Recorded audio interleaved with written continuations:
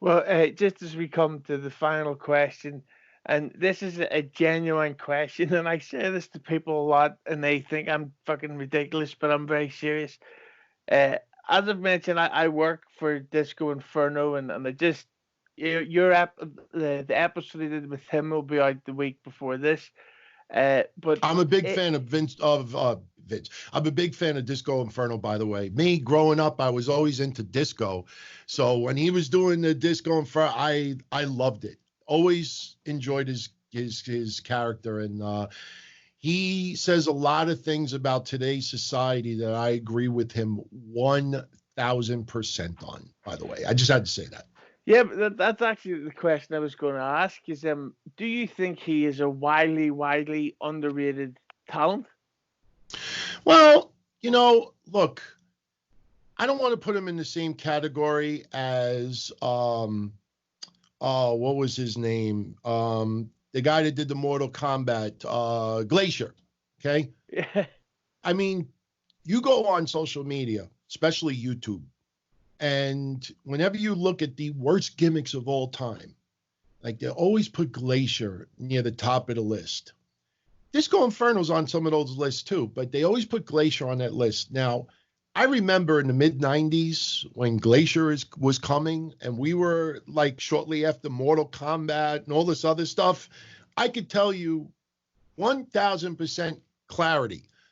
Um, Glacier was not like the worst thing ever at the time.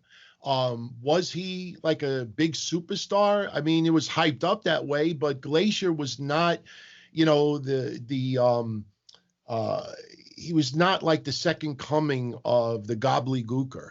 All right. So Glacier, over years, people realized it was popular to just diss the guy and shit on him and this and that, and he gets ripped apart. And I think it's so unfair.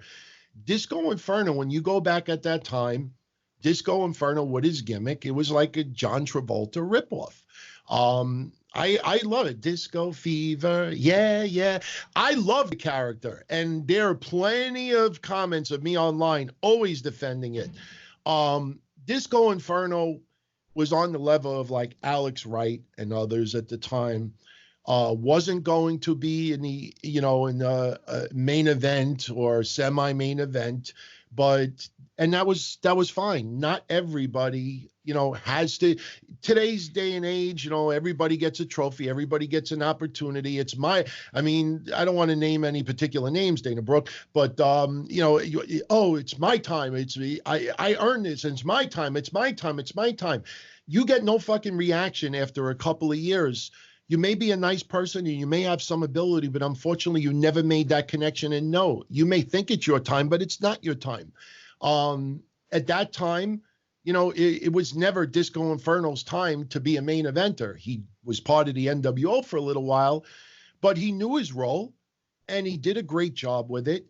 And his role was never to have 5-star matches. His role early on was to be, an annoying disco John Travolta who's doing his moves and this and that, and but have some in-ring ability. And there's nothing wrong with that.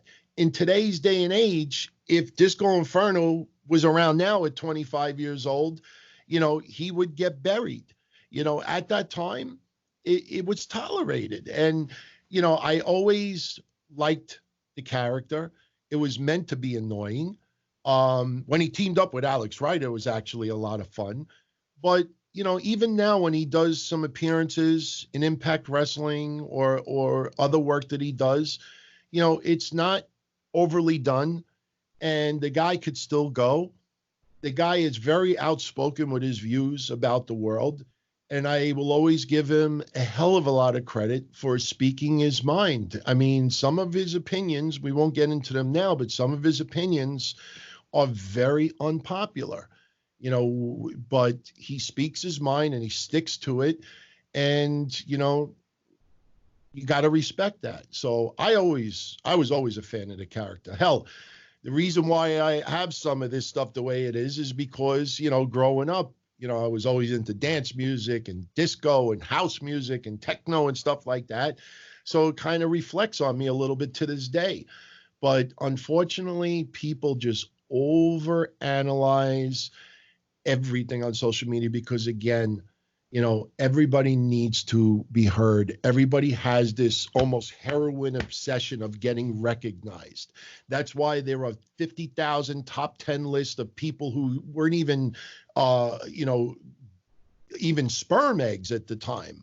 No, you were not a wrestling fan or even alive during the mid 90s. So you don't understand this person or this character or this is that. You look back on it and think it's god awful. I'll never forget when I first started getting into branching over from hotlines to podcasting in like '04, I think it was.